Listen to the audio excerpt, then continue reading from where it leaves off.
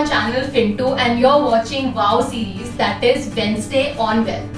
I am Nidhi Manchanda, Certified Financial Planner and Head of Training Research and Development at Finto. In today's video, we'll be discussing about mutual funds and its various types. So if you are someone who is new into your investment journey, then stay tuned as we'll be decoding the entire mutual fund and how it works in today's video. Now let's say that you would want to invest into equity markets. And there are a couple of reasons why someone should definitely invest into equity markets for their long-term wealth creation. And one of the major reasons is that this is the only asset class which can give you inflation-beating returns in the long term. So definitely one should look at the possibilities of investing into the share market.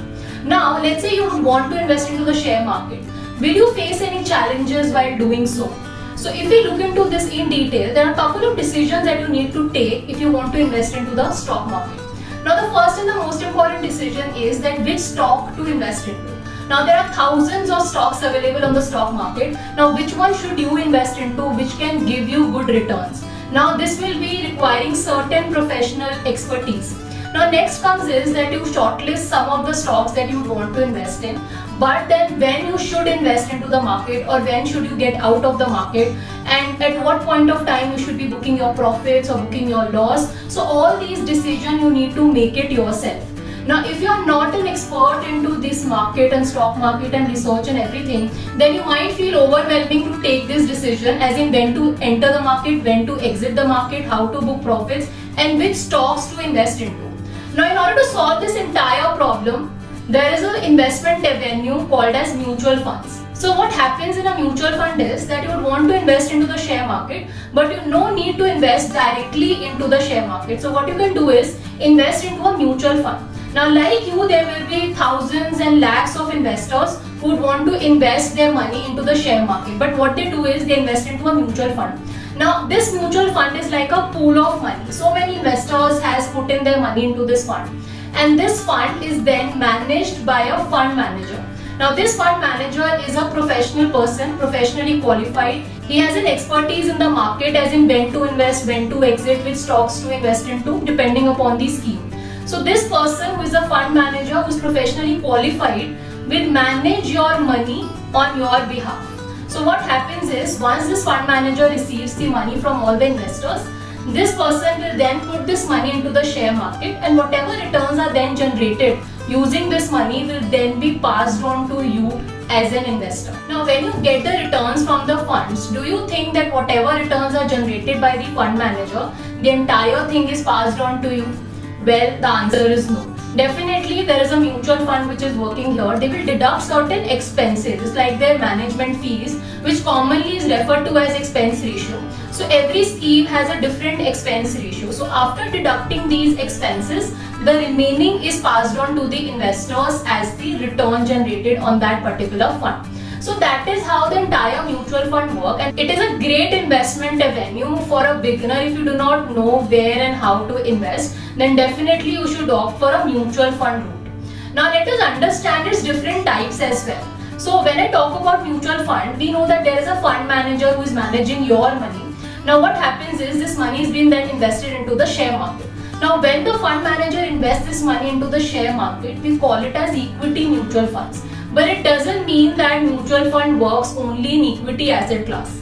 There are debt asset class also under mutual funds. So in case mutual fund manager is investing this money not in share market but in certain debt instruments, then we call that fund as a debt mutual fund. So as per SEBI guidelines, there are 5 different types of mutual funds. The first one is equity mutual fund, like I just explained.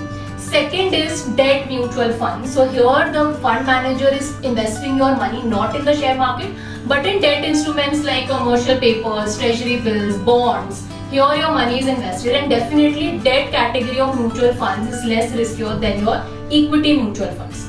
The third category is hybrid mutual funds. So here your fund manager will invest certain part into debt instruments, certain into equity market. So it will be a mix. Fourth category is solution-oriented mutual funds. Here the main purpose of the fund is either child's education or retirement fund. There usually a lock-in period of 5 years into such funds. So this is also one of the categories. And fifth category is others category. Here basically comes your index funds or fund of funds. So these are certain categories which are not falling under the first four those are into others category. So broadly we can say, as per SEBI, these are the 5 major categories, and under each of these categories there are subtypes as well. For example, under equity mutual funds, you will have large cap fund, mid cap, small cap, multi cap, diversified. You have sector funds, ELSS, which is used for tax saving. Similarly, if you talk about debt funds, you will have liquid funds, ultra short term funds, short term, medium term, long term duration funds. You have gilt funds. So there are a lot of other categories which comes under debt as well. In hybrid also, there could be conservative funds, or they could be aggressive funds, which are more towards debt or more towards equity respectively.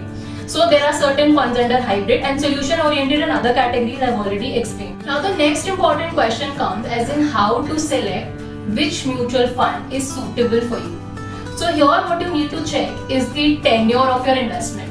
If you are investing for a longer period of time, let's say 4 years or more than that, you should focus on equity mutual funds. But on the other hand, if you are looking for some investment for a year or for few months or 1 to 3 years, in that case opt for debt mutual funds. Also make sure that you make your investment decision based on your risk profile.